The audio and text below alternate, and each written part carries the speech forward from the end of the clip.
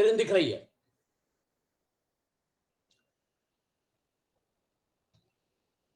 Screen दिख रही है ना अंजलि जी? भाई साहब दिख रही है। ये श्लोक जो है ना भगवत गीता का, इसको आप अपनी प्रैक्टिस में उतारिए। ये आपके लिए बहुत महत्वपूर्ण श्लोक है। 3रा अध्याय 8वां श्लोक। निष्काम भाव से कर्म करने वाले मनुष्य को श्रेष्ठ बताते हैं। अब आगे के श्लोक में भगवान अर्जुन को उसी के अनुसार कर्तव्य कर्म करने की आज्ञा देते हैं। बार बार आपके मन में समस्या उत्पन्न होंगी। आप जब अपने जीवन में कर्म करेंगे तो बार बार आपको ये बात आएगी कि मैं सही कर रहा हूं, गलत कर रहा हूं, क्या कर रहा हूं, और ये करना चाहिए कि नहीं। भगवत गीता में आपको भगवान कृष्ण आदेश दे रहे हैं, नियतं कुरु कर्मत्वं कर्म ज्यायो ह्य कर्मणः शरीर यात्रापि च तेन प्रसिद्ध्येद कर्मणः।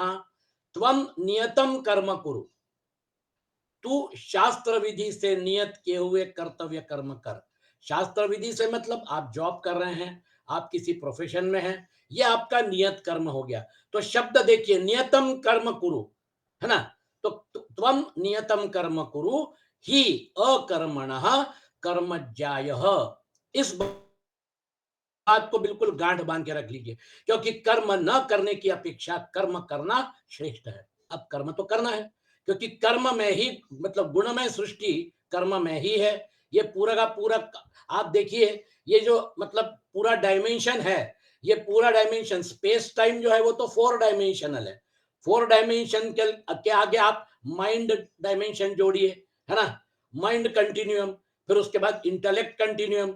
ये सारे कंटिन्यूअम इसलिए तैयार किए गए हैं कि आप चाहो या ना चाहो तो भी आपको कर्म गति के हिसाब से यहां पर रहना ही पड़ेगा। ये कर्म में है। इसलिए आप देखिए, सूर्य कर्म करता है, पृथ्वी कर्म करती है, सब लोग कर्म में है। ये तो कर्म में मतलब आप सोचिए, कम से कम 7वां 8वां डायमेंशन जो है वो आपका कर्माशय है।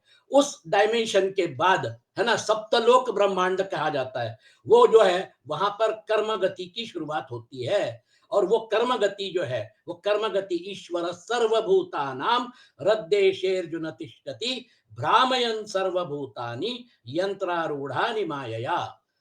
वो जो ईश्वर का जो डायमेंशन है, मतलब हमारा विराट का स्थूल शरीर का डायमेंशन, सूक्ष्म शरीर का डायमेंशन और फिर कारण शरीर का डायमेंशन, ये 3 डायमेंशन, जो तीसरा डायमेंशन है वो डायमेंशन जो है, जैसे चक्के को गति जो है, वो चक्के को गति मिल गई है और वो चक्का घूम रहा है, और वो चक्का जोर से घूम रहा है। बाहर का जो पोर्शन है वो बड़ी तेजी से घूम रहा है। आप और अंदर आइए, और अंदर आइए, तो जिसको हब बोलते हैं, जिसको एक्सेल बोलते हैं, वहां पे गति सबसे कम रहती है। वो जो ब्रह्मलोक है, लेकिन गति की शुरुआत वहां पे हुई है। चक्के का डायमेंशन बड़ा होगा, लेकिन गति, और फिर उसके बाद जब आप देखेंगे उसमें एक नाभि रहती है ना, एक्सेल, जो मतलब एक्सेल यानी जिसके जिसके आधार पर ये घूमता है। वो जो आधार है वो घूमता नहीं है, वो घुमाता है ना? तो ईश्वर सर्वभूतानाम हृदयेशेर्जुन तिष्ठति भ्रामयन् सर्वभूतानि यंत्रारूढ़ानि मायया। वो जो आधार है, कर्माशय का जो हमारा आधार है, वो आपका सिर्फ एक बैंक अकाउंट है। वहां पे ऐसा थोड़ी हार्ड मास का शरीर है। जैसे ही आप शरीर से बाहर निकल जाते हैं तो फिर ये शरीर का त्याग कर देते हैं, फिर आपका जो अस्तित्व है वो सूक्ष्म शरीर में है। सूक्ष्म शरीर का अस्तित्व जिसको लिंग शरीर बोलते हैं, उसमें मन है, बुद्धि है, लेकिन अहंकार नहीं है। अहंकार कहां पे है? अहंकार वहां पर है कर्माशय में।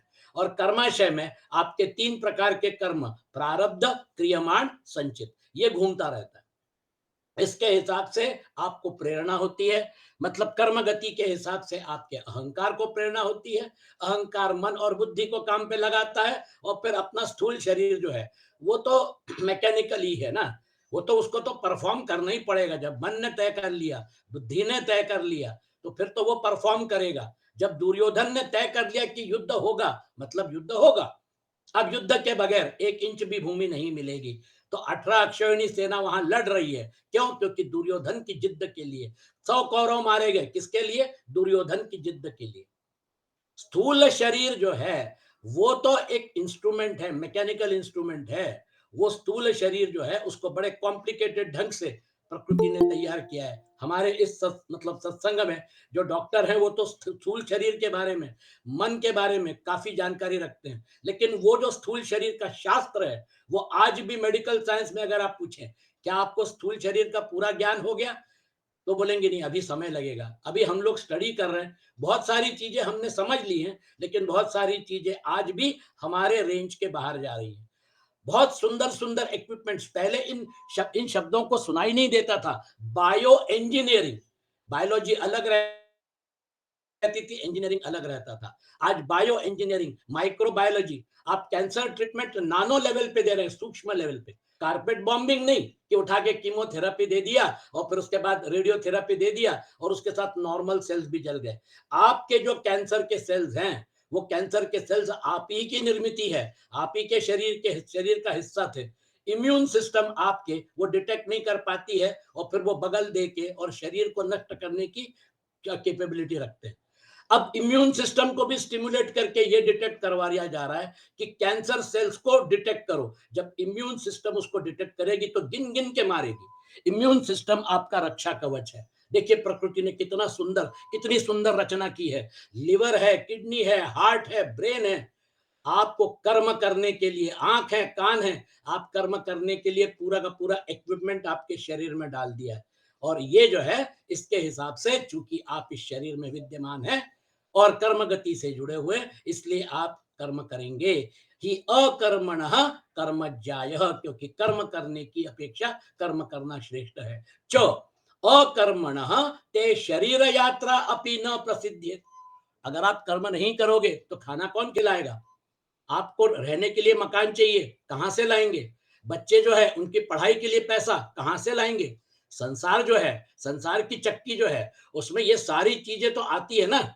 इसलिए अगर किसी ने अगर बोल दिया मैंने भगवत गीता पढ़ ली है, अब मैं भगवा धारण करके सन्यास लेके और हिमालय में जाके तपश्चर्या करूंगा, संसार भी तो तपश्चर्या ही है ना। ये देखिए श्लोक आपको बता रहा है, अकर्मण ते शरीर यात्रा अपि न प्रसिद्धेत। कर्म न करने से तेरा शरीर निर्वाह भी सिद्ध नहीं होगा। नियतम कुरु कर्मत्व, शास्त्रों में विहित तथा नियत दो प्रकार के कर्मों को करने की आज्ञा दी गई है। विहित कर्म का तात्पर्य है सामान्य रूप से शास्त्रों में बताया हुआ आज्ञा रूप कर्म, जैसे व्रत, उपवास, उपासना आदि आदि आदि। इन विहित कर्मों को संपूर्ण रूप से करना एक व्यक्ति के लिए कठिन है, इसलिए उसका टेंशन मत लीजिए कि एकादशी का व्रत मैंने नहीं रख पाया, कुछ प्रॉब्लम हो गया, महाशिवरात्रि का व्रत नहीं रख पाया, बड़ा प्रॉब्लम हो जाएगा, कि कोई कोई देवता नाराज नहीं होगी। ये सब संकल्प रूप से आपसे वो मतलब करवाया जाता है। आपको करना है करिए, नहीं करना है नहीं करिए। अगर किसी को डायबिटीज है और अगर उसको अगर शुगर बढ़ जाती है या कम हो जाती है, फ्लक्चुएट होती है, और आपने उसको बोल दिया उपवास करो, दिन भर कुछ खाया नहीं, उसको पीरियोडिकली मतलब भोजन देना चाहिए शरीर को। अब उसने डायबिटीज अगर उसने है तो उपवास जो है, उपवास मतलब क्या? उपवास मतलब परमात्मा के पास वास, उपवास है ना। हम लोग बोलते हैं उपनयन, उपवास मतलब परमात्मा के पास बैठना। संस्कृत में उपनिषद मतलब उपनिष मतलब बैठो, उत्तिष्ठ मतलब उठो। तो उत्तिष्ठ और उपनिष, तो उपनिष आपको परमात्मा के पास बैठना है, ये आपके उपवास का मतलब है। आप परमात्मा के पास अगर बैठे हैं 24 घंटा 365 दिन, मतलब उनका स्मरण कर रहे हैं, तो फिर ये जो है, ये तथाकथित जो उपवास का आपका जो मतलब संकल्प है, ये सिद्धि में चला गया। इसलिए अगर नहीं होता है तो बुरा मत मानिए, नहीं होता है तो टेंशन मत लीजिए। वेद कर्म का तात्पर्य सामान्य रूप से शास्त्रों में बताया हुआ आज्ञा रूप कर्म, व्रत, उपवास, उपासना। आजकल की नई पीढ़ी जो है उनको समय कहाँ है ये सब करने के लिए, लेकिन उनको एक गिल्ट फीलिंग रहता है कि हम नहीं कर पाते। इन विहित कर्मों को संपूर्ण रूप से करना एक व्यक्ति के लिए कठिन है, परंतु निषिद्ध कर्मों का त्याग करना सुगम है। निषिद्ध कर्म क्या है ना। परंतु विहित कर्म को न कर सकने में उतना दोष नहीं है जितना निषिद्ध कर्म का त्याग करने में लाभ है। जैसे झूठ ना बोलना, चोरी ना करना, हिंसा ना करना आदि आदि। यहाँ पर व्रत उपवास कर रहे हैं और वहां पर झूठ बोल रहे हैं, वहां पर जिसको कहते हैं ना कि मतलब यम नियम आसन प्राणायाम, वो जो है अष्टांग योग। तो यम क्या है? अहिंसा, सत्य, अस्तेय, ब्रह्मचर्य, अपरिग्रह। नियम क्या है? शौच, संतोष, तप, स्वाध्याय, ईश्वर प्रणिधान। आप आसन कर रहे हैं, प्राणायाम कर रहे हैं और फिर मतलब क्या कहना चाहिए, योगा में बहुत सारे लोग जो योगा में प्रैक्टिस करते हैं, व्हाट अबाउट यम? यम कहाँ है आप में? अहिंसा, सत्य, अस्तेय, ब्रह्मचर्य, अपरिग्रह। जो योगाचार्य हैं, है ना, हमारे यहाँ पे जैसे जबलपुर में सत्यानंद योग केंद्र है, तो ये जो है इसकी प्रेरणा स्वामी शिवानंद सरस्वती, ऋषिकेश में उनका आश्रम था, और उनके पास गुरुकुल पद्धति से विद्या ग्रहण करने वाले मुंगेर के जो स्वामी सत्यानंद सरस्वती है, गुरुकुल पद्धति से इधर 8-10 साल की उम्र हुई और ऋषिकेश जाके वहां पर गुरुकुल पद्धति से योग साधना की, योग सीखा। ऐसे जो परिपक्व योगी होते हैं, वो फिर आपको पूरे यम, नियम, आसन, प्राणायाम, प्रत्याहार, धारणा, ध्यान, समाधि, ये सारे के सारे स्टेजेस में लेके जाते हैं। 12-14 साल, 20-20 साल वहां पर उनके साथ बिताए हैं शिवानंद सरस्वती के साथ। योग विद्या बहुत कठिन है, और योग विद्या जो है, वो योग विद्या को सीखने के लिए जो ललक चाहिए, वो ललक भी होनी चाहिए। तो उसमें पाखंड नहीं होना चाहिए, उसमें वो मतलब क्या कहना चाहिए, वो कि आपकी 80 साल की उम्र में भी आपको पद्मासन हो गए, ये सब आसन जो है आपको सिद्ध किया जाए। हमारे यहाँ पे नागपुर में करपात्री जी महाराज थे। सबसे पहले जब मतलब मैं उस समय मुश्किल से 8 साल का था, उस समय करपात्री जी महाराज आए थे। एक छोटे बच्चे के शरीर में जितनी मतलब क्या कहना चाहिए इलास्टिसिटी रहती है, उस प्रकार की इलास्टिसिटी उनमें थी 80 साल की उम्र में। उन्होंने योग फ्री में सिखाया। और फिर उसके बाद मुंगेर के जो स्वामी सत्यानंद सरस्वती है, उन्होंने भी जबलपुर में दत्तम मंदिर में एक योग शिविर कंडक्ट किया, जो हमने अटेंड किया। अप्रतिम है ना, वो जो है वो आपके शरीर को, मन को, बुद्धि को, बहुत सारी चीजों को कंट्रोल करता है। सूर्य नमस्कार की कंपटीशन ऑर्गेनाइज की गई। सबसे पहला नंबर जिसका आया वो मेरे मित्र ही थे। 56 सूर्य नमस्कार लगाए, नॉन स्टॉप लगाना। हम भी उसमें पार्टिसिपेट किए थे। हमने 48 सूर्य नमस्कार लगाए नॉन स्टॉप, और फिर उसके बाद हमने रुक गए। हमको लगा वाह, हमने कितना बड़ा तीर मार लिया, है ना। फिर उसके बाद उन्होंने अपनी एक शिष्या को बुलाया, वो विदेशी थी, और उन्होंने बोला अब तुम सूर्य नमस्कार लगाओ। हम लोग भौचक्के हो गए, हम लोग चकित हो गए।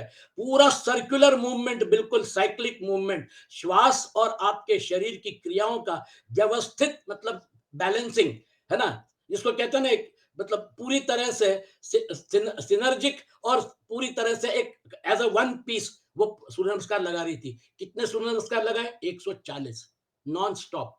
और फिर उसके बाद महाराज जी ने बोला अब रुक जाओ, वो रुक गई। उसका स्टैमिना और 140 लगाने का था। हम लोगों ने हाथ जोड़े, हमने कहा ये योग की ताकत है। महाराज जी ने जब उसके बाद पीस बताया, बोले इनको डॉक्टर ने बोला था आप ये बहुत ज्यादा एनीमिक हो गई थी, बहुत प्रॉब्लम्स थे, आप 3 महीने से ज्यादा नहीं जिएंगी।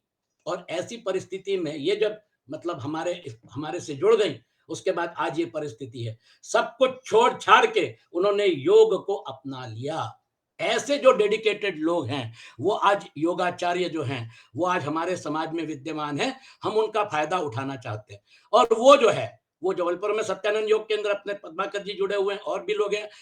ये क्या कहना चाहिए, नेमा जी हैं, अजय जी हैं। तो ये योगाचार्य जो हैं, ये बहुत अच्छा सुंदर काम कर रहे हैं। चलिए आगे बढ़ते हैं। झूठ ना बोलना, चोरी ना करना, अस्तेय, हिंसा न करना, अहिंसा, ये सारी चीजें भी महत्वपूर्ण है। निषिद्ध कर्मों का त्याग होने से क्या होता है, विहित कर्म स्वतः होने लगते हैं। और नियत नियत कर्म का तात्पर्य है वर्ण, आश्रम, स्वभाव एवं परिस्थिति के अनुसार प्राप्त कर्तव्य कर्म, जैसे भोजन करना, व्यापार करना, मकान बनवाना, मार्ग भूले हुए व्यक्ति को मार्ग दिखाना, नौकरी करना, बाकी बाकी सारी चीजें नियत कर्म में आपके, जिसको ड्यूटीज बोलते हैं, वो सारी ड्यूटीज आ जाती हैं। इसलिए नियत कर्मों को पकड़ लीजिए। कर्मयोग की दृष्टि से जो वर्ण धर्मानुकूल शास्त्र विहित कर्तव्य कर्म प्राप्त हो जाए, वह चाहे घोर हो या सौम्य, नियत कर्म हो जाए है ही है। यहाँ नियतम कर्म कुरु पदों से भगवान अर्जुन से यह कहते हैं कि क्षत्रिय होने के नाते अपने वर्ण धर्म के अनुसार परिस्थिति से प्राप्त युद्ध करना तेरा स्वाभाविक कर्म है। और ये स्वाभाविक कर्म भी परमात्मा की पूजा है, 18वें अध्याय में बताएंगे। क्षत्रिय के लिए युद्ध रूप हिंसात्मक कर्म घोर दिखते हुए भी वस्तुतः घोर नहीं है, प्रत्युत उसके लिए वह नियत कर्म है, नियत कर्म ही है, क्योंकि वो जो कर्म है, वो कर्म उसकी नियति है, वो जो है, इसलिए नियति से नियत आया हुआ है। अर्जुन की नियति थी बेचारा, पांडव कुल में जन्म, मतलब कुरुकुल में जन्म लिया। पांडु का पुत्र जो है और कौरव का पुत्र, ये आपस में भाई भाई थे। चाहते तो 100 नहीं 105 अगर मिल जाते तो देश में क्या, पूरे दुनिया के ऊपर राज कर सकते थे। इतना पुरुषार्थ था। लेकिन बस वो जो है द्वेष मत्सर आपस में, वो उसकी वजह से, वो घुटन जो है उसकी वजह से दुर्योधन और शकुनी ने पूरा का पूरा गेम प्लान बदल दिया, है ना। वस्तुतः घोर नहीं है, प्रत्युत उसके लिए वह नियत कर्म ही है। दूसरे अध्याय में भगवान ने कहा है कि स्वधर्म की दृष्टि से भी युद्ध करना तेरे लिए नियत कर्म है। स्वधर्म विचावेक्ष नविकंपितुम अर्हसि। वास्तव में तो स्वधर्म और नियत कर्म दोनों एक ही है। यद्यपि दुर्योधन आदि के लिए भी युद्ध वर्ण धर्म के अनुसार प्राप्त कर कर्म है, तथापि वह अन्याय युक्त होने के कारण नियत कर्म से अलग है। देखिए, नियत कर्म जो है उसमें धर्म का डायमेंशन रहेगा, उसमें नैतिकता की डायमेंशन रहेगी। नियत कर्म करना है तो नियत कर्म में अगर आपने वो जो सिद्धांत है, मूल सिद्धांत, जिसको समाज धर्मो, मतलब धर्मो धारयते प्रजा, धारणात धर्म मित्याहुर, धर्मो धारयते प्रजा। धर्म जो है वो समाज की, मतलब समाज को धारण करता है। और जब अधर्म बढ़ जाता है, धर्म धारण करना बंद कर देता है, अधर्म बढ़ जाता है, तो फिर उसके बाद यदा यदा ही धर्मस्य ग्लानिर्भवति भारत अभ्युत्थानम अधर्मस्य तदात्मानं सृजामि अहम। क्योंकि भगवान का यह नियम है कि धर्म की स्थापना करना, क्योंकि उनकी तो ये सृष्टि है, ये सब खेल उन्हीं का तो है। तो यहाँ पर धर्म की स्थापना करने के लिए फिर उसके बाद सगुण साकार रूप में अवतार ग्रहण करके, और फिर जो अधर्मी लोग हैं, अधर्मी आदमी को क्या करोगे आप? जो अधर्मी है उसमें अहंकार है, उसमें घमंड है, पाखंड है, क्या नहीं है। प्रॉब्लम ये होता है, अब ये किसी के रुकने रुकने वाला नहीं है। ये इतने ज्यादा मतलब क्या कहना चाहिए, जिसको कहते हैं ना, उन्मत्त हो जाते हैं कि ये किसी की बात नहीं सुनते हैं। और फिर इनको खत्म करने के लिए, क्योंकि ये त्राहिमाम, पूरी जनता जो है वो त्राहिमाम करती है, इनको खत्म करने के लिए परमात्मा को खुद आना पड़ता है। वो जो है, क्योंकि ये सृष्टि का पूरा संचालन प्रकृति कर रही है, लेकिन प्रकृति जो है, वो प्रकृति में एक एलिमेंट जो है, वो एलिमेंट प्रकृति विड्रॉ नहीं करेगी, अहंकार का एलिमेंट। ये पूरा संसार, ये पूरा जो है, ये अहंकार जन्य होने की वजह से अहंकार खेल रहा है। आप देखिए, चारों तरफ नजर घुमा के देखिए, इसका अहंकार उसके साथ टकराता है, उसका अहंकार उसके साथ टकराता है। एक समाज का अहंकार दूसरे समाज के साथ, एक देश का अहंकार दूसरे देश के साथ, एक व्यक्ति का अहंकार दूसरे व्यक्ति के अहंकार के साथ। Can you stop it? आप उसको रोक सकते हैं? दुर्योधन जो था, उसका अहंकार आज पूरे कुरुकुल को लेके डूबा। बहुत सारे लोग कोशिश किए मनाने की, लेकिन माना नहीं, क्योंकि वे युद्ध करके अन्याय पूर्वक राज्य छीनना चाहते थे। अतः उनके लिए यह युद्ध नियत तथा धर्मयुक्त कर्म नहीं है। वहां पर बॉर्डर लाइन है। आप, बहुत सही एनालिसिस है। आप क्या बोलेंगे, दुर्योधन भी तो क्षत्रिय था, दुशासन भी तो क्षत्रिय था, वो भी तो अपना नियत कर्म कर रहे थे। लेकिन बॉर्डर लाइन देखिए, आप उस बॉर्डर लाइन के किस तरफ हैं, धर्म की तरफ या अधर्म की तरफ? आपका नियत कर्म जो है वो अगर धर्माधिष्ठित है, आप अर्थार्जन कर रहे हैं, धर्म अर्थ काम मोक्ष चार पुरुषार्थ है, धर्म के आधार पर अर्थार्जन करिए। धर्म के आधार पर चारों पुरुष, बाकी तीन पुरुषार्थ करना है, आधार धर्म का है। मोक्ष जो है वो भी प्राप्त करना है, लेकिन वो भी धर्म के आधार पर प्राप्त करना है। इसलिए धर्म जो है वो समाज की धारणा करता है, उसके ऊपर परमात्मा के मतलब उनके दरबार में नो कॉम्प्रोमाइज धर्म के ऊपर। अतः उनके लिए यह युद्ध नियत तथा धर्मयुक्त कर्म है। कर्म न करने की अपेक्षा कर्म करना ही मुझे श्रेष्ठ मान्य है। इस प्रकार अर्जुन का विचार युद्ध रूप घोर कर्म से निवृत्त होने का। देखिए, भीख मांग लूंगा महाराज, भिक्षा मांग लूंगा, गुरु न हत्वा हि महानुभावान श्रेयो भोक्तुम भैक्ष्यमपि हलोके हत्वार्थ कामांस्तु गुरुनिहैव भुंजीय भोगान रुधिर प्रदिग्धान। आखिर खून से सदे हुए हाथों से मतलब क्या कहना चाहिए, इंद्रप्रस्थ की गद्दी मिलेगी, सारे भोग भोगूंगा। इससे अच्छा, महाराज, गुरु न हत्वा ही महानुभावान, सामने गुरु खड़े हैं, महानुभावान भीष्म पितामह खड़े हैं, उनको नहीं मारना चाहता। गुरु न हत्वा ही महानुभावान श्रेयो भोक्तुम भैक्ष्यम अपीह लोके, भिक्षा मांग के जीवन जी लूंगा। इस मेंटालिटी में अर्जुन थे, मनस्थिति में। कर्म न करने की अपेक्षा कर्म करना ही मुझे श्रेष्ठ मान्य है। तो कर्म न करने की अपेक्षा जब भगवान कृष्ण ने क्या बोला, तुम क्या कहा, तुम ये कर्म से भागना चाहते हो, वो मुझे मान्य नहीं है। कर्म न करने की अपेक्षा, इसके उत्तर में यहां भगवान कहते हैं कि कर्म न करने की अपेक्षा कर्म करना ही मुझे श्रेष्ठ मान्य है। इस प्रकार अर्जुन का विचार युद्ध रूप घोर कर्म से निवृत्त होने का है, और भगवान का विचार क्या है, अर्जुन को युद्ध रूप नियत कर्म में प्रवृत्त कराने का है। इसीलिए आगे 18वें अध्याय में भगवान कहते हैं कि दोष युक्त होने पर भी सहज नियत कर्म का त्याग नहीं करना चाहिए। सहजम कर्म कौन्तेय सदोषमपि न त्यजेत। भगवान इस श्लोक के पूर्वार्ध में अर्जुन को अनासक्त भाव से नियत कर्म करने की आज्ञा देते हैं। नियतम कर्म कुरु, क्या बोलते हैं भगवान कृष्ण, वो भगवान कृष्ण ने जो उसकी रचना, श्लोक की रचना बहुत सुंदर है। त्वम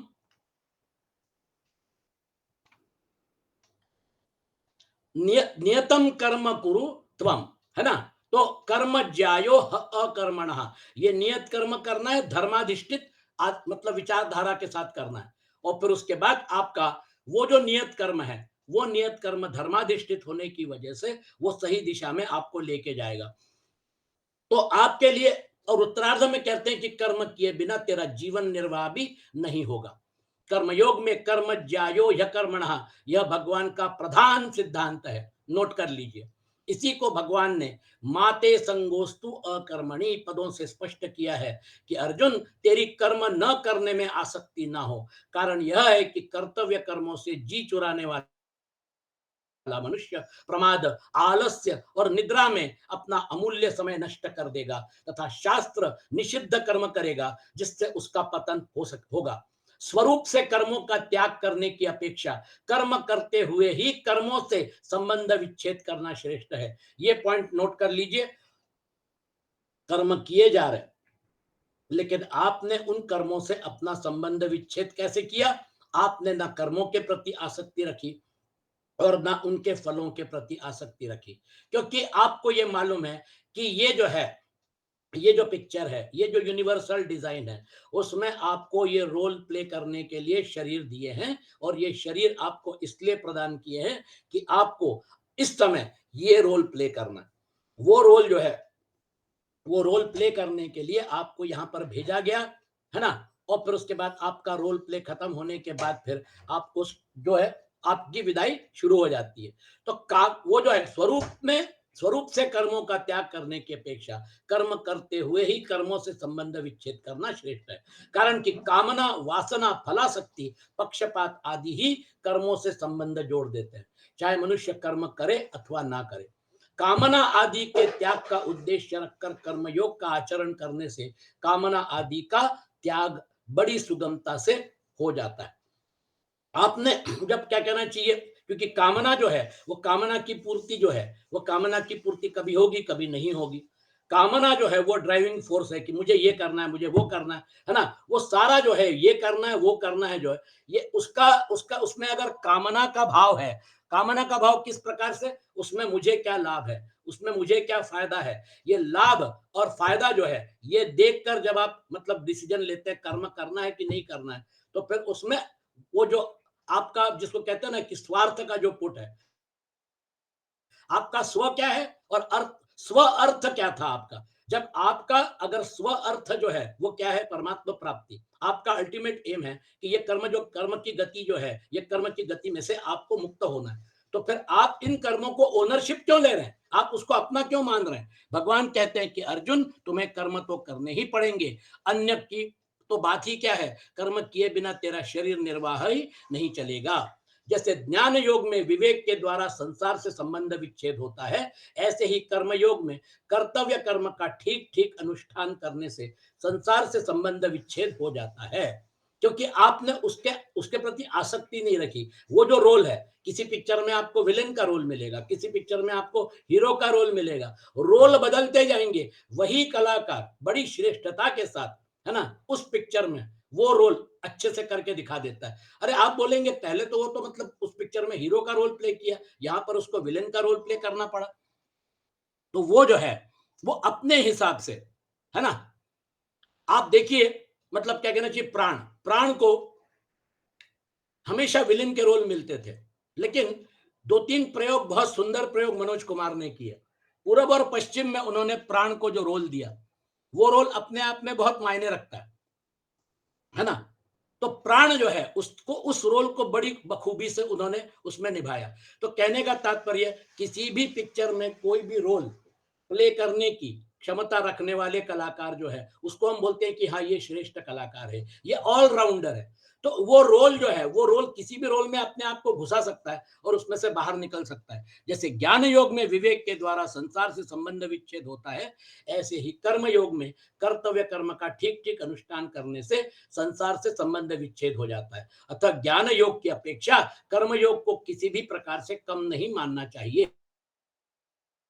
कर्मयोगी शरीर को संसार क्या ही मानकर उसको संसार की ही सेवा में लगा देता है। अर्थात शरीर में, मतलब कौन से 3 शरीर है ना, अर्थात शरीर में उसका कोई अपनापन नहीं रहता। वह स्थूल, सूक्ष्म और कारण शरीर की एकता क्रमशः स्थूल, सूक्ष्म और कारण संसार से करता है, जो मैं आपको बार बार बता रहा था। आपका स्थूल शरीर कहां से, इसकी उत्पत्ति का स्रोत क्या है? विराट, जो परमात्मा का स्थूल मतलब डायमेंशन है। आपका सूक्ष्म शरीर जो है, इसकी उत्पत्ति का है हिरण्यगर्भ, जो उनका सूक्ष्म डायमेंशन है। और आपका कारण शरीर जो है, इसकी उत्पत्ति का स्रोत क्या है? ईश्वर, जो उनका कारण मतलब कॉजल बॉडी जिसको कहते हैं, वो कारण डायमेंशन है। ये 3 ऑपरेशनल एस्पेक्ट जो है परमात्मा के, उसके साथ आपका हर लेवल पे जुड़ाव है ना? एक बिल्डिंग है 3 माले की, वो बिल्डिंग में एक फाउंडेशन है, वो फाउंडेशन के ऊपर 3 माले जो है, वो 3 माले खड़े हैं। आप दूर से देख रहे हैं, ground floor, first floor, second floor, मतलब 3 माला यानी ग्राउंड प्लस 1, ग्राउंड प्लस 2, ऐसा मैं आपके सामने रख रहा हूँ। आपका ग्राउंड फ्लोर जो है वो ईश्वर है, आपका फर्स्ट फ्लोर जो है वो आपका मतलब क्या कहना चाहिए, हिरण्यगर्भ है, और आपका सेकंड फ्लोर जो है वो आपका विराट का डायमेंशन है। आप कल्पना करिए कि एक बॉल है ना, या कोई एक वस्तु जो दूसरे डायमेंशन से, मतलब आपका फर्स्ट फ्लोर से सेकंड फ्लोर में जा सकती है और वापस आ सकती है। आप देख रहे हैं कि दूर से आप देख रहे हैं कि वो जो बॉल है या वो जो वस्तु है, वो वस्तु आप मतलब मान लीजिए आजकल ग्लास हाउसेज होते हैं, कांच की बड़ी-बड़ी बिल्डिंगें होती हैं। आप चाहो तो उसको ट्रांसपेरेंट अगर बनाना है, कुछ ट्रांसपेरेंट होते हैं, कुछ ओपेक होते हैं ग्लास। उसमें से आपको अंदर जो है वो एक्टिविटी दिख रही है। आप अगर इस प्रकार से हो तो फिर आप देखेंगे कि अगर मतलब क्या कहना चाहिए, फ्लोर कनेक्टिविटी अगर है ना? तो फिर उसके बाद आपको सूक्ष्म शरीर का जो डायमेंशन है, वो सूक्ष्म शरीर के डायमेंशन से स्थूल शरीर के डायमेंशन में आपको प्रोजेक्ट किया जा सकता है, और फिर उसके बाद वहां पर आपने जो कर्म किए, उसके बाद फिर आप वापस सूक्ष्म डायमेंशन में। तो सूक्ष्म शरीर ये 84 लाख योनियों में घूमता रहता है। ये 84 लाख योनियां जो है, ये 84 लाख योनियों का विराट के डायमेंशन में ये अलग अलग प्राणियों के रूप में, अलग अलग स्पीशीज के रूप में आपके सामने अभिव्यक्त होती है। इस प्रकार ये खेल चलता रहता है। जबकि ज्ञान योगी तो स्थूल, सूक्ष्म और कारण शरीर की एकता क्रमशः स्थूल, सूक्ष्म और कारण संसार से करता है, जबकि ज्ञान योगी अपनी एकता ब्रह्म से करता है। इस प्रकार कर्म योगी जड़ तत्व की एकता करता है और ज्ञान योगी चेतन तत्व की एकता करता है। एम्फोसिस का फर्क है। एम्फोसिस यहाँ पर ज्ञान योगी क्या बोलता है, मैं सिर्फ इसको विटनेस भाव से देखता हूं, मेरा इससे कोई संबंध नहीं है ना? तो गुण गुणों में खेल रहे हैं, इस विटनेस भाव में वो चला जाता है, वो अपने आप को विड्रॉ कर सकता है। लेकिन कर्मयोगी जो है, वो उसमें रहते हुए, वो जो है उसमें अपना परफॉर्मेंस दिखाते हुए ये भावना रखता है कि मैं तो रोल प्ले कर रहा हूं, मैं अलग हूं, लेकिन वो जो रोल प्ले है, वो रोल प्ले मुझे करना है। दोनों में फर्क कुछ नहीं है, लेकिन वो रोल प्ले के लिए जो उसको इंस्ट्रूमेंट्स दिए थे, वो इंस्ट्रूमेंट्स के बारे में उसको पूरा संज्ञान है कि मुझे जो इंस्ट्रूमेंट दिया है, ये इंस्ट्रूमेंट का ओरिजिन कहाँ है, इसका स्रोत कहाँ है। इसलिए वो चाहे तो कभी भी वो इंस्ट्रूमेंट का त्याग कर सकता है। आप खुद ही देख लीजिए अपने जीवन में, हम भी क्या करते हैं, एक फ्लैट बेचते हैं, दूसरा लेते हैं, दूसरा बेचते हैं, तीसरा लेते हैं, है ना? जैसे जैसे हमारे पास संपन्नता आती है, हम हमारे स्टेटस को अपग्रेड करते हैं। तो आपने क्या किया, आपने उस फ्लैट का उपयोग किया। फ्लैट क्या है, 4 दीवारें हैं, वो तो आपकी सुविधा के लिए। हम लोग यहाँ पे मतलब क्लास अटेंड कर रहे हैं, हमारी गाड़ी नीचे पार्किंग में खड़ी है, तो वो जो है वो नीड बेस्ड हम उन कारणों का उपयोग करते हैं, लेकिन हम अलग है। ये भावना अगर स्पष्ट है तो तीन शरीरों का उपयोग मैं कर रहा हूँ रोल प्ले करने के लिए, यथा तथा जैसे जैसे मुझे रोल मिलते गए मैंने उनको उपयोग किया और वापस मैंने अपने आप को विड्रॉ किया। वो रोल प्ले की भावना में रहता है और रोल प्ले करता है। ज्ञान योगी जो है वो अपने आप को विलग करके, है ना, उसको दृष्टा भाव से देखता है। और ज्ञान योगी जो है वो ज्ञान योगी जिसको कर्म संन्यास इस प्रकार से बोला है, लेकिन दोनों जो है उसका पर्पस क्या है? दोनों का पर्पस यही है कि ये जो है संसार जो है इससे अपने आप को अलग समझना, मतलब अलग रियलाइज कर लेना कि मैं अलग हूं। संसार का डायमेंशन मतलब वो जो मकान है वो मकान के ground plus one plus two ये डायमेंशन है। और फाउंडेशन जो है जो दिखता नहीं है, जिसके ऊपर ये खेल चल रहा है, ये फाउंडेशन आत्म तत्व का डायमेंशन है।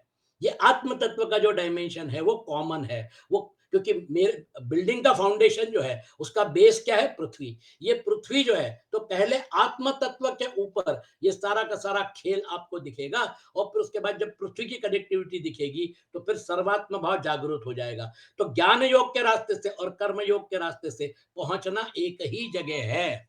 आप फाउंडेशन तक पहुंच गए, फिर आपका काम हो गया। हम लोग फाउंडेशन तक नहीं जा पाते हैं क्योंकि हमारा प्रॉब्लम यह है कि हम शरीर में रहते हुए कर्म करते हैं, उसके हिसाब से हमको गति मिलती है। जो लोक में हमको जहां पर भी मतलब क्या कहना चाहिए, भू स्वाहा महाजन तप, उन लोकों में जाके विश्राम करते हैं, मतलब पार्किंग लॉट में। और फिर उसके बाद कर्म क्षीण होने के बाद, पुण्य क्षीण होने के बाद, कर्म नहीं, पुण्य क्षीण होने के बाद वापस पृथ्वी पे लौटना चाहते हैं। हम फर्स्ट फ्लोर, है ना, और सेकंड फ्लोर ये जो है इसी में खेलते रहते हैं, भटकते रहते हैं।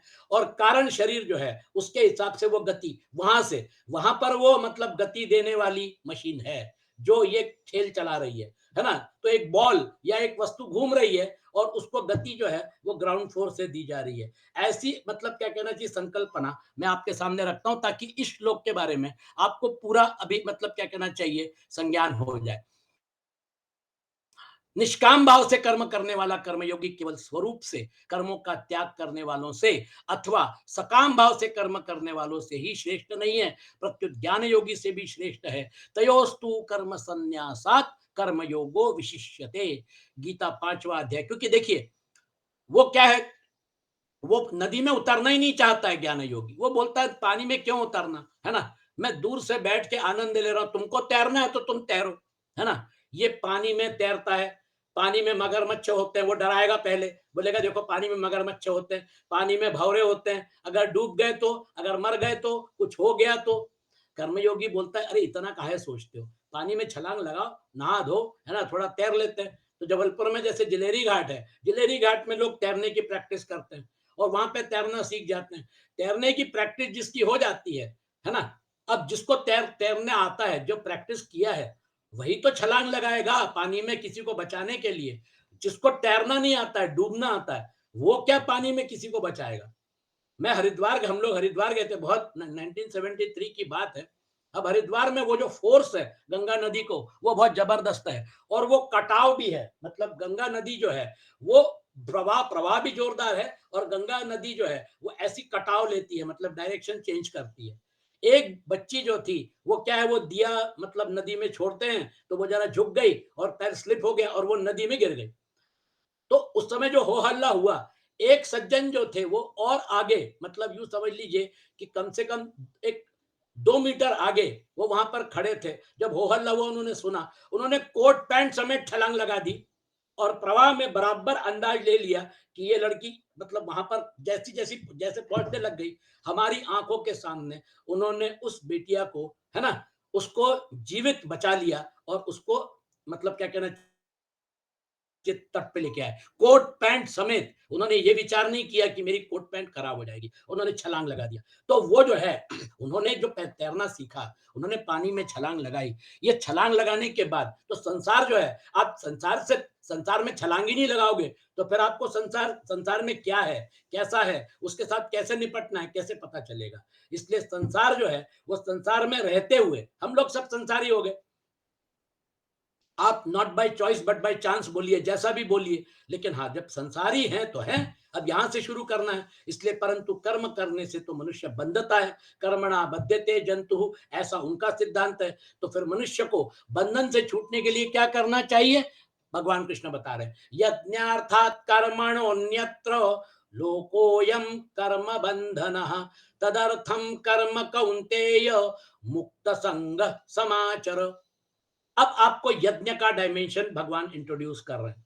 ये ब्रह्म यज्ञ जो है, ये ब्रह्म यज्ञ जो ब्रह्मा का यज्ञ कहलाता है, उस ब्रह्मा के यज्ञ के साथ आपका जो व्यक्तिगत यज्ञ है ये जुड़ना चाहिए। और यज्ञ में जब हम आहुति देते हैं तो हम क्या कहते हैं? अग्नये स्वाहा इदम न मम स्वाहा स्वाहा स्वाहा।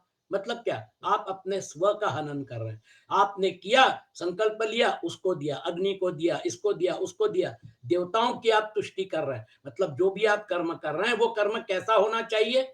आप यज्ञ नहीं कर रहे हैं, आप अपना नियत कर्म कर रहे हैं। कैसा होना चाहिए? अगर आपके कर्म से प्रदूषण फैलता है, अगर आपके कर्म से वायु प्रदूषित होती है, नदियां प्रदूषित होती हैं, सो बी इट, हमको क्या करना है ना? आगे की पीढ़ी देख लेगी। अरे तुमको खुद को अभी मास्क पहन के घूमना पड़ रहा है, प्रदूषण इतना बढ़ गया है ना? आज दिल्ली में प्रदूषण बहुत बड़ी समस्या है। क्या करना चाहिए? किसी को पड़ी नहीं है। आज यमुना नदी में प्रदूषण बहुत है, सारी नदियां प्रदूषित, पानी एकदम बिल्कुल गंदा मटमैला। भाई उसके बाद जो यमुना आगे जाएगी और यमुना गंगा में मिलेगी, ये प्रदूषण आगे जो लोग हैं उसी पानी को पिएंगे ना, उसी पानी से अपना व्यवहार करेंगे। इसकी सोच नहीं। हमको जो करना है हम करेंगे। आप कौन होते हैं हमें बताने वाले? अब दिक्कत यह है, ये रियलाइजेशन कि मैं इस संसार का हिस्सा, इस सृष्टि का हिस्सा हूं, और ये जो यूनिवर्सल जो मतलब क्या कहना चाहिए प्रोग्रामिंग है, उसके तहत जो यज्ञ चल रहा है, वो ब्रह्मा का जो यज्ञ है, उसमें मेरी आहुति जो है वो पॉजिटिव होनी चाहिए या नेगेटिव होनी चाहिए? इतना तो कम से कम सोचना चाहिए। अगर आपने अपने मतलब जितने भी साल की आपकी जिंदगी है उसमें आपने प्रदूषण फैला दिया, आज सभी संपन्न देश जो है उनको पूरा अधिकार है प्रदूषण फैलाने का, और जबरदस्त प्रदूषण फैला रहे। आज उनको क्यों प्रदूषण फैला रहे? क्योंकि उनके पास उद्योग है। उद्योग चलाने के लिए उनको जो भी चाहिए, तो फिर उसके बाद वो प्रदूषण जो है उसकी वजह से क्या होगा? आपका जो वायु जो है वो प्रदूषित हो जाएगी। ग्रीन हाउस गैसेस जो है वो वायु में ज्यादा प्रमाण बढ़ जाएगा। फिर प्रकृति बदला लेगी। फिर प्रकृति क्या करेगी? आपका जो ऊपर का जो आइस कैप्स है, आर्कटिक और एंटार्क्टिक के आइस कैप्स, नीचे के एंटार्क्टिक के, वो जो बर्फ जो है वो पिघलना शुरू हो जाएगी गर्मी की वजह से। और वो बर्फ बर्फ जो है वो समुंदर के लेवल को बढ़ा देगी। समुंदर जो है वो आपके सारे जो शहर हैं जो समुंदर के किनारे हैं, आप देखिए बंबई समुंदर के किनारे, कलकत्ता समुंदर के किनारे, सब बड़े बड़े शहर समुंदर के किनारे हैं, वो सारे के सारे शहर पानी में समा जाएंगे। आपने क्या अचीव किया? उस यज्ञ के साथ आपने खिलवाड़ किया। वो यज्ञ के साथ खिलवाड़ करने की वजह से आपको या आगे की पीढ़ी को उसका परिणाम भुगतना पड़ा। मतलब मानव जाति बड़े पैमाने पे उसका परिणाम भुगतेगी। ये इस प्रकार का जो इस प्रकार की जो सोच है, हम तो भैया हमारे हिसाब से जीवन जिएंगे, और वो जो है उसके बारे में हम चिंता नहीं करेंगे। जब कयामत आती है, जब मतलब क्या कहना चाहिए, when nature strikes, it strikes vehemently, वो फिर उसका जब मतलब क्या कहना चाहिए आघात होगा, उसको तो हम लोग भी नहीं झेल पाएंगे। तो यज्ञार्थात कर्मणोन्यत्र लोकोयम कर्म बंधना तदर्थम कर्म कौन्तेय मुक्त संगः समाचर। यज्ञार्थात कर्मणः अन्यत्र अयम लोकः कर्म बंधनः। यज्ञ कर्तव्य पालन के लिए किए जाने वाले कर्मों से अन्यत्र अपने लिए किए जाने वाले कर्मों में लगा हुआ यह मनुष्य समुदाय कर्मों से बंधता है। इसलिए कौन्तेय, कौन्तेय अर्जुन को क्या उपदेश दिया जा रहा है? कौन्तेय मुक्त संगः तदर्थम कर्म समाचर। हे कुंती नंदन, तू आसक्ति रहित होकर उस यज्ञ के लिए ही कर्तव्य कर्म कर, उस यज्ञ के लिए। वो यज्ञ कौन सा है? वो जो ब्रह्मा का यज्ञ है, वो जो वैश्विक यज्ञ है, उसमें पॉजिटिव कंट्रीब्यूशन डाल। इसलिए हमारे यहाँ पर जो भी प्रगति हुई हमारे देश में, हमारे इस सनातन संस्कृति में जो प्रगति हुई, वो प्रकृति के साथ सामंजस्य बिठाकर हुई। नदियों को प्रदूषित नहीं करेंगे, आपका वायुमंडल शुद्ध रहेगा, नदियां शुद्ध रहेंगी। इस प्रकार हमारी प्रगति जुड़ी हुई है। हमारी प्रगति में हमने प्रकृति को तहस नहस नहीं किया, बाकी स्पीशीज को नष्ट नहीं किया, हमने उनको भी पनपने दिया, और हम भी मतलब अपने हिसाब से प्रोग्रेस करते गए। ये जो भाव है, ये होलिस्टिक अप्रोच जिसको बोलते हैं, ये हमारे मतलब सनातन धर्म की विशेषता है। यज्ञार्थात कर्मणोन्यत्र, गीता के अनुसार कर्तव्य मात्र का नाम यज्ञ है। यज्ञ शब्द के अंतर्गत यज्ञ, दान, तप, होम, तीर्थ सेवन, व्रत, वेदाध्ययन आदि समस्त शारीरिक, व्यावहारिक और पारमार्थिक क्रियाएं आ जाती हैं। कर्तव्य मानकर किए जाने वाले व्यापार, नौकरी, अध्ययन, अध्यापन आदि सब शास्त्र विहित कर्मों का नाम भी यज्ञ है। दूसरों को सुख पहुंचाने तथा उनका हित करने के लिए जो भी कर्म किए जाते हैं वे सभी यज्ञार्थ कर्म है। आप कब तक पराली जलाएंगे? अगर पराली जलाएंगे, अभी तक तो उसका सॉल्यूशन होना चाहिए था। अभी तक तो गंगा नदी जो है उसका जल शुद्ध होना चाहिए था। आपके जो एसटीपी हैं वो आपको इंस्टॉल करने पड़ेंगे। प्रायोरिटीज क्या है? वो नदी की अगर आप मतलब सही में पूजा करना चाहते हैं तो उसमें मैला मत डालिए। आपको जब जो फूल हैं वो फूल आप जल में फूल बहा दे रहे हैं, वो जल जो है उसमें उसकी उपासना करने के लिए चुल्लू में जल ले लीजिए, शुद्ध जल, संकल्प छोड़िए और जल जल में मिला दीजिए। सारी की सारी पूजा संकल्पात्मक है ना? हम लोग बिठूर गए थे, कानपुर के पास बिठूर है, तो वहां पे मतलब क्या कहना चाहिए, गंगा जी बहती है। तो जब गंगा जी के तट पे मतलब जाने लग गए तो मौनी अमावस्या थी शायद, और बहुत भीड़ थी, है ना? सब लोग 10-10 रुपए के, 20-20 रुपए के, 50-50 रुपए के फूल खरीद रहे थे और गंगा नदी में बहा रहे थे, है ना? नदी की पूजा कर रहे थे। हमने वो जो क्या कहना चाहिए, वो जो फूल वाला था वो हमको बोला, बोले आइए साहब इधर आइए, चप्पल निकालिए यहाँ पे रखिए और फूल लेके जाइए, है ना?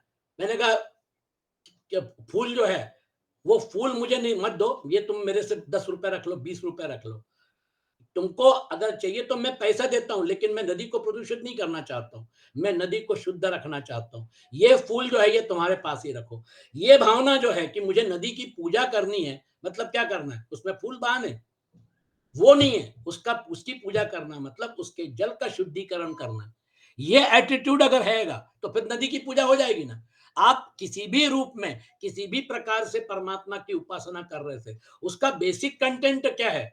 उसका प्रदूषण न करना, उसको शुद्ध रखना। क्योंकि जो पानी मैं पी रहा हूं, कहां पर? ऋषिकेश में। आप हरिद्वार, ऋषिकेश और उसके ऊपर का जो गंगा का पानी है एकदम शुद्ध जल, वहां पर जाकर लोग गंगा जल लेके आते हैं, गंगा जल वहां से भर के और फिर उसके बाद अपने घर में रखते हैं। वहां पे कोई कंटेमिनेशन नहीं होता। 20 साल, 2500 साल वो गंगा जल वैसा का वैसे ही रहता है, उसमें बैक्टीरिया है ही नहीं।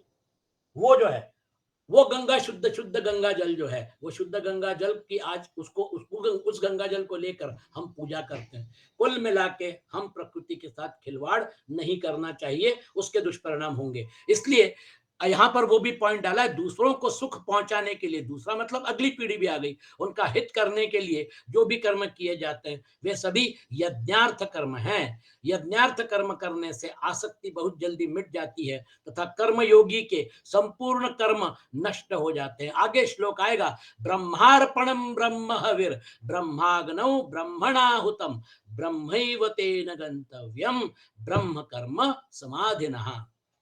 ये सारा का सारा ब्रह्ममय है। कर्म भी, यज्ञ भी ब्रह्ममय है, होता भी ब्रह्ममय है, जिसका हवन किया जा रहा है वो भी ब्रह्ममय है, सारा का सारा ब्रह्ममय है। ब्रह्मार्पणम ब्रह्म हविर ब्रह्म अग्नौ ब्रह्मणाहुतम, मतलब अग्नि भी वही है, सारा अगर ब्रह्म का स्वरूप है, इस भावना के साथ अगर हम कर्म करेंगे तो फिर क्या बात है।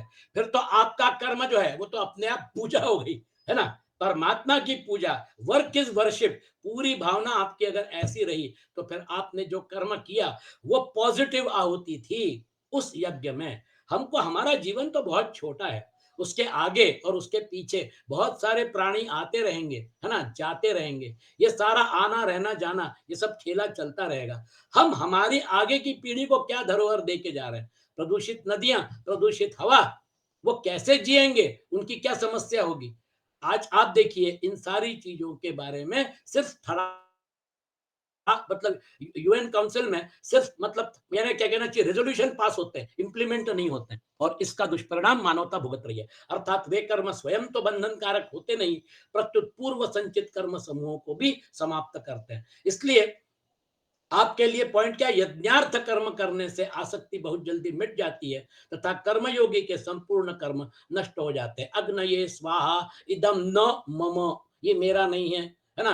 तो आपने अग्नि को दे दिया और फिर उसके बाद स्वहनन, आपका स्व अहंकार जहां तक है वो जो है, तो आप अपने हर एक बार जब आप आहुति दे रहे हैं तो आप अपने अहंकार को हवन कर रहे हैं। स्वाहा स्वाहा स्वाहा, वो जो यज्ञों में स्वाहा सुनाई देता है ना, वो कई बार ऐसा लगता है ये स्वाहा स्वाहा कितनी बार बोलेगा, जल्दी से खत्म करो और प्रसाद मिले तो चले।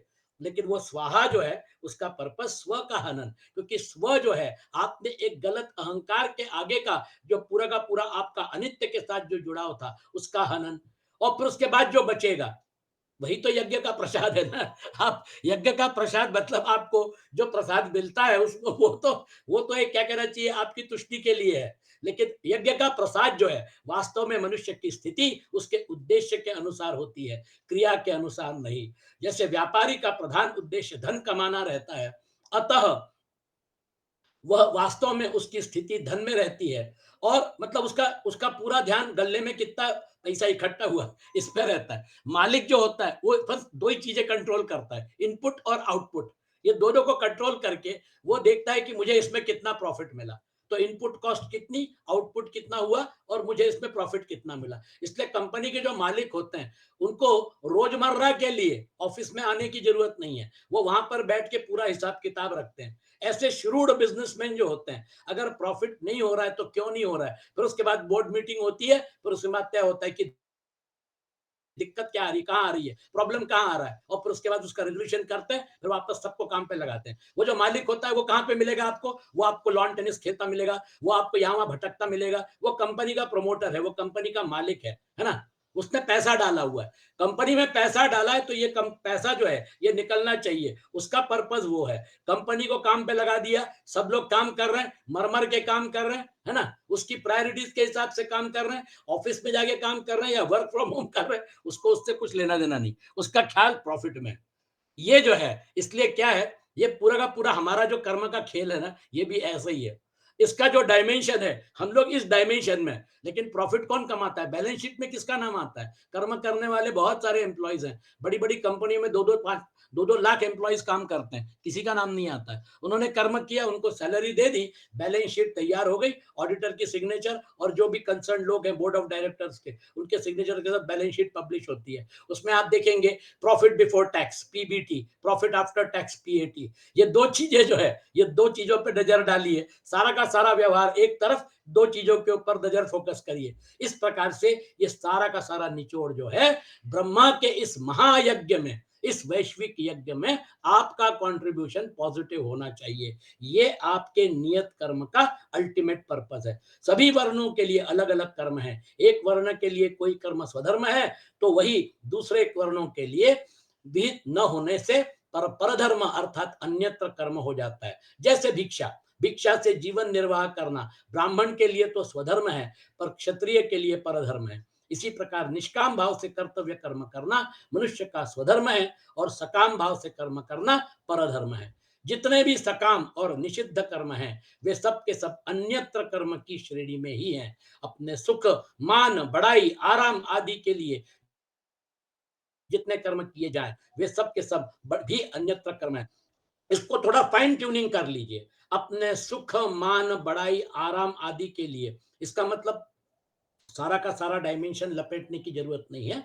आपका सुख जो है, अगर आपको 3 BHK या 4 BHK या 5 BHK है, या अगर आप बंगले में रहते हैं, तो भी अगर आपका एटीट्यूड क्या हो, जब भगवान राम ने अयोध्या छोड़ी तो पीछे पलट के नहीं देखा, हाय मेरी महानगरी छूट रही है, अयोध्या में राजकाज मिलता, मैं मतलब क्या कहना चाहिए उसका उपभोग करता, वलकल धारण किए और वन में निकल गए। इस प्रकार से आप हैं तो ठीक है, नहीं है तो कोई बात नहीं। तो वो आपका मतलब वो जो भावना अगर है कि ये सारी चीजें इकट्ठा की हैं आपने, लेकिन इसके साथ आपका लगाव जो है वो लगाव नहीं है, ये सारी चीजें जो हैं ये प्रारब्ध के हिसाब से, नियति के हिसाब से आपको मिली हैं, आपने उसको एक्सेप्ट कर ली। इसलिए वो यहाँ पर मतलब क्या कहना चाहिए, ये जो शब्द हैं इन शब्दों को इधर भी पलटा जा सकता है, उधर भी पलटा जा सकता है। इसलिए जो व्यक्ति अधर्म के रास्ते पे चल रहे हैं वो इनको उस तरफ पलटाएंगे कि भैया मुझे तो सुख चाहिए, है ना, मुझे तो मान चाहिए, सम्मान चाहिए, बड़ाई चाहिए, है ना, मैं आराम से रहना चाहता हूँ। अब मुकेश अंबानी का जो मतलब बंगला है उसमें स्विमिंग पूल है अंदर, है ना, वो सारी चीजें अंदर उन्होंने सुविधा कर ली है जो बाहर अवेलेबल है। तो मकान इतना बड़ा बना दिया कि वो जो एंटीला बिल्डिंग है उसको देखने के लिए मतलब लोग देखते हैं कि ये मुकेश अंबानी का बंगला है। और फिर उसके बाद उसने लंदन में भी बहुत बड़ा मतलब यानी क्या कहते हैं मैंशन खरीद लिया। ये जो है मान बड़ाई, ये सारा का सारा जो है ये किस डायमेंशन में चला गया? ये फिर डायमेंशन वो जो ईषणाएं हैं उस डायमेंशन में चला गया। इसलिए वहां पे अपने आप को रोकना। तात्पर्य यह है कि साधक कर्म तो करे पर उसमें स्वार्थ, कामना आदि का भाव नहीं रहना चाहिए। कर्म का निषेध नहीं है, प्रत्युत सकाम भाव का निषेध है साधक को, क्योंकि कामना ड्राइव करती है संसार में, और संसार से अगर विलग होना है तो फिर कामना जो है वो कामना को कंट्रोल करना पड़ेगा। साधक को भोग और ऐश्वर्य बुद्धि से कोई भी कर्म नहीं करना चाहिए, क्योंकि ऐसी बुद्धि में भोगा शक्ति और कामना रहती है जिससे कर्मयोग का आचरण नहीं हो पाता। आपको कर्म योग करना है, और कर्म योग अगर करना है तो फिर आपको मतलब बचना पड़ेगा इन चीजों से जो आपको संसार में फंसाने का काम करेंगी। निर्वाह बुद्धि से कर्म करने पर भी कर्म भी हो, जीने की कामना बनी रहती है। अतः निर्वाह बुद्धि भी अभी ये जो है ये अपना व्यक्तिगत मत हो सकता है। निर्वाह बुद्धि जो है जिसको कहते हैं ना बेसिक नीड्स, रोटी कपड़ा मकान, ये निर्वाह बुद्धि है।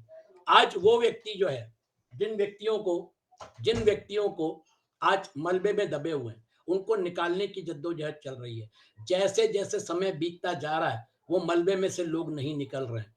वो जो है वो मलबे में से उनको निकालने के लिए इतनी सारी मतलब क्या कहना कि मैन फोर्स लगी हुई है। और किसी बच्ची को बचा लिया, किसी व्यक्ति को बचा लिया, तो ऐसा लगता है देखिए एक जान बचाने की कोशिश की जा रही है। वो जान बेचारी अटकी हुई थी 2 दिन से भूखे प्यासे, लेकिन बच गए क्योंकि उनको निकाल लिया और फिर उसके बाद उनको अस्पताल ले गए। तो ये जो है जिसको कहते हैं ना इंस्टिंक्टिव, ये इंस्टिंक्टिव है टू लिव। और इसलिए जान बचाने के लिए अगर कोशिश की जाती है तो उसमें कोई गलत नहीं है। निर्वाह बुद्धि मतलब आपका जो इंस्टिंक्टिव एलिमेंट है उसको आपने संभाल लिया। साधक को केवल क्योंकि एक दिन तो शरीर छोड़ना है, ये भावना भले ही हो, लेकिन अगर निर्वाह बुद्धि है तो फिर उसमें कोई दिक्कत नहीं है। निर्वाह बुद्धि भी त्याज्य है, ये जो स्वामी जी ने बोला है ये मतलब क्या कहना चाहिए मेरे विचार में ये थोड़ा इसको मॉडिफाई करना जरूरी है। साधक को केवल साधन बुद्धि से ही प्रत्येक कर्म करना चाहिए। साधन बुद्धि डेफिनेटली ये सब साधन है। साध्य क्या है? साध्य परब्रह्म प्राप्ति है। स्वाहा स्वाहा स्व का हनन करना बहुत जरूरी है ना? तो आपका भी कोई कर्म न करने से कर्म करना चाहिए। सबसे उत्तम साधक तो वह है जो अपनी मुक्ति के लिए ही कोई कर्म न करके केवल दूसरों के हित के लिए ही कर्म करता है। कारण कि अपना हित दूसरों के लिए कर्म करने से होता है, अपने लिए कर्म करने से नहीं होता। दूसरों के हित के लिए, इसलिए हमारे यहाँ पर उन्होंने बोला है कि नदियां किसके लिए बहती है? दूसरों के लिए। वृक्ष किस लिए काम करते हैं? दूसरों के लिए। तो ये जो है वो मतलब परोपकाराय वहंति नद्या परोपकाराय फलंति वृक्ष। ये सारा परोपकार का जो डायमेंशन है, ये परोपकार का डायमेंशन मतलब आपका जीवन जो है वो पर उपकार है ना। तो वो जो है वो अपने आप में आपके जीवन को शुद्ध करता है। दूसरों के हित से अपना हित अलग मानना ही गलती है। इसलिए लौकिक तथा शास्त्रीय जो कर्म किए जाएं वे सब के सब केवल लोक हितार्थ होने चाहिए। अब आप इस डायमेंशन में एनालाइज करिए कि लोक हितार्थ मतलब आप जो भी कर्म कर रहे हैं। अगर मैं मतलब क्या कहना चाहिए टीचर हूं, मैं विद्यार्थियों को पढ़ा रहा हूं, ये विद्यार्थी आगे अपने जीवन में प्रगति करेंगे, लोक हितार्थ। मैं डॉक्टर हूं, मैं पेशेंट को ट्रीट कर रहा हूं, पेशेंट को ठीक कर रहा हूं, लोक हितार्थ। आप मतलब क्या कहना चाहिए जो व्यवसाय कर रहे हैं उसमें भी आप लोक हितार्थ अगर भावना से करेंगे, अपना स्वार्थ नहीं, इसमें लोक हितार्थ का भाव ठीक है। उसमें आप व्यवसाय करेंगे तो उसमें आपको, आप अगर जॉब कर रहे हैं तो आपको तनख्वाह मिलेगी, अगर आप व्यवसाय कर रहे हैं तो उसमें आपको प्रॉफिट मिलेगा, वो बात ठीक है। लेकिन प्रॉफिट कब तक गिनते रहोगे? फिर उसके बाद क्या करना चाहिए? अगर प्रॉफिट अगर ज्यादा चाहिए तो फिर क्या करना चाहिए? दूध जो है वो दूध में आप मतलब केमिकल्स डालेंगे और फिर उस दूध को खराब करके बेचेंगे। ये जो चीज है वो अलाउड नहीं है। आसक्ति और स्वार्थ भाव से कर्म करना ही बंधन का कारण है। आसक्ति और स्वार्थ के न रहने पर स्वतः सबके हित के लिए कर्म होते हैं। सिंपल चीज है। आपको दूध बेचना है तो फिर वो जो ताजा दूध अच्छे से आपने जो मतलब निकाला है, वो ताजा दूध जो है वो जब मैंने क्या कहना चाहिए लोगों को आप बेचते हैं तो आप फिर उनका स्वास्थ्य सुधरेगा, वो सब अच्छे हो जाएंगे। यहाँ पे आजकल क्या होता है, अमूल का दूध अभी 70 रुपए लीटर अगर हो गया, लेकिन उस दूध में से सारी मलाई वलाई सब निकाल लेते हैं, और वो जो दूध है जो हम इतने महंगा खरीद रहे हैं, वो दूध जो है, वो दूध की कीमत बढ़ा दी है, लेकिन उसमें है क्या, आपने तो सारा मतलब क्या कहना चाहिए उसमें जो तत्व थे वो सब निकाल लिए। लेकिन आज अगर यही अगर भैंस का दूध या गाय का दूध, गाय जो है आपके मतलब क्या कहना चाहिए, जो आपके सामने ऐसे गोपाल रहते हैं, तो वो आप वहां से आप लेके आइए, देखिए वो ताजा दूध आपकी सेहत को सुधार देगा। इसलिए कर्मों से नहीं बनता, प्रत्युत कर्मों में वह जो आसक्ति और स्वार्थ भाव रखता है, उससे ही वह बनता है। प्लीज नोट कर लीजिए, आसक्ति और स्वार्थ भाव प्रॉब्लम है। तदर्थम कर्म कौन्तेय मुक्त संग समाचर। यहाँ मुक्त संग पद से भगवान का यह तात्पर्य है कि कर्मों में, पदार्थों में तथा जिनसे कर्म किए जाते हैं उन इंस्ट्रूमेंट्स में, शरीर मन बुद्धि आदि सामग्री में ममता आसक्ति होने से ही बंधन होता है। क्योंकि मैं मेरे शरीर से कर्म कर रहा हूं, आप अपने शरीर से कर्म कर रहे हैं, मैं हूं, आप है, और बाकी कोई व्यक्ति है तो वो अलग है। तो ये हम अपने इन तीन शरीरों को अपना मान के और फिर उसके बाद ये कर्म को परफॉर्म करके इससे मुझे क्या मिलेगा, मतलब आपने अहंकार का हनन कहाँ किया, स्वाहा कहाँ किया, उस यज्ञ में आपने जो आहुति डाली है, उस यज्ञ में आपने आहुति डालते समय मुझे इसमें क्या मिलेगा, मैंने जो कर्म किए उसका फल तो मुझे मिलना चाहिए, तो फिर अनेक जन्म लेते रहो, फिर इस कर्म गति में घूमते रहो। ये आपने जो कर्म किए हैं, अगर आपने ये तय किया कि अभी मनुष्य बड़े भाग मानुष तन पावा, इसका मैं उपयोग करूंगा और मैं इसमें से कर्म गति से मुक्त हो जाऊंगा, ये जो गुणमय सृष्टि की जो है, ये जो माया है, उसमें से मुझे मुक्त होना है, मुझे परमात्मा के साथ जुड़ना है, क्योंकि मैं कब तक ये करूंगा, ये कब तक करना है, पुनरपि जननम पुनरपि मरणम, पुनरपि जननी जठरे शयनम, यह संसारे खलु दुस्तारे, कृपया पारे पाहि मुरारे। आदि शंकराचार्य आपको बोल रहे हैं, कब तक जन्म लोगे, कब तक मतलब जननी जठरे शयनम, कब तक आप ये करते रहोगे। इसलिए भगवान अब अपना आदि शंकराचार्य बोलते हैं कि इसमें से बाहर निकलने की कोशिश करो। आपको मनुष्य जन्म मिला है और फिर तत्व ज्ञान शुरू होता है, क्योंकि हम ये सारी चीजें अगर कर रहे हैं, कर्तव्य कर्म कर रहे हैं, नियत कर्म कर रहे हैं, यज्ञ के रूप में कर रहे हैं, बहुत अच्छी बात है, बहुत सुंदर, उसमें परफॉर्मेंस एकदम ओके है, आपको 100 में से 100 नंबर मिल गए, लेकिन उसमें अगर आपका बंधन का एलिमेंट जो है वो निकला नहीं, तो फिर आपका प्रॉब्लम रहेगा, क्योंकि वो कर्म फिर आपके लिए बंधन कारक हो जाएगा। तो बंधन का रूट कहां पर है, आसक्ति और स्वार्थ भाव, ये दो चीजें जो है ये बंधन करती है। कर्म जो है वो आपको बंधन नहीं करता। कई बार मतलब जैसे इस प्रकार की भावना होती है, कर्म करेंगे तो हम बंधन में पड़ेंगे, ऐसा नहीं है। कर्म जो है आप किस भावना से करते हैं, तो ये जो है ये पॉइंट आपके सामने मैंने रख लिया। कर्तव्य एक 2 मिनट में ये दीजिए, फिर आज का सत्र समाप्त करेंगे। कर्तव्य कर्मों का अच्छी तरह आचरण करने में दो कारणों से शिथिलता आती है। मनुष्य का स्वभाव है कि वह पहले फल की कामना करके ही कर्मों में प्रवृत्त होता है। दूसरा, कर्म आरंभ करने के बाद जब अंत में उसे पता लग जाए कि इसका फल विपरीत होगा, तब वह विचार करता है कि मैं कर्म तो अच्छे से क्यों करूं, पर फल विपरीत अगर मिले तो फिर कर्म क्यों करूं। यानी कर्म के प्रति उसका वो जो सोच है वो सोच अलग है। आपका जो कर्म है वो कर्म या यूनिवर्सल यज्ञ का एक हिस्सा है, और उसको मैं अच्छे से परफॉर्म करूंगा, ये बात अगर दिमाग में है तो फिर कोई दिक्कत नहीं। शरीर की अवस्थाएं बचपन जवानी आदि बदलने पर भी मैं वही हूं। इस रूप में अपनी एक निरंतर रहने वाली सत्ता नोट कर लीजिए, प्राणी मात्र को अनुभव होता है। ये अनुभव आपको भी होता है, मुझे भी होता है, और सभी को होता है। ये जो सत्ता है अहम, ये सत्ता कांस्टेंट एलिमेंट थी। ये जन्म के पहले भी सत्ता थी और जन्म के मृत्यु के बाद भी ये सत्ता बनी रहती है। इसके ऊपर ये खेल चलता रहता है। जो ये तीन शरीरों का खेल जो है ये इस सत्ता के ऊपर चलता है। और अहम ब्रह्म अस्मि मतलब मैं सत्ता हूं।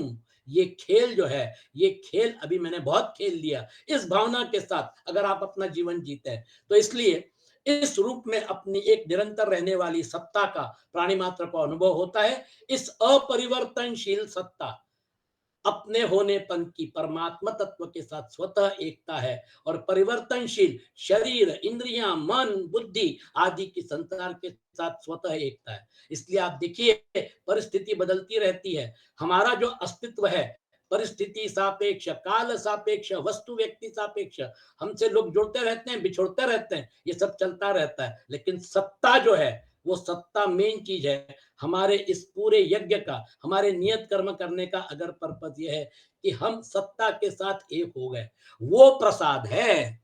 वो जो प्रसाद है उसको यज्ञ का प्रसाद बोलते हैं। तो ये कर्म करने हैं, अलग अलग प्रकार के कर्म कर दे, लेकिन प्रसाद तो वहां है कि आपने सत्ता के साथ आप एक हो गए, है ना। तो शरीर, इंद्रियां, मन, बुद्धि आदि की संसार के साथ स्वतः एकता है। इसलिए स्वाहा, इनको छोड़ो। ये जो है परफॉर्मेंस के लिए दिए हैं। इस हमारे द्वारा जो भी क्रिया की जाती है वह शरीर, इंद्रियों आदि के द्वारा ही की जाती है, क्योंकि क्रिया मात्र का संबंध प्रकृति और प्रकृति जन्य पदार्थों के साथ है, स्वयं अपने स्वरूप के साथ नहीं है। यही तो फाइट है ना।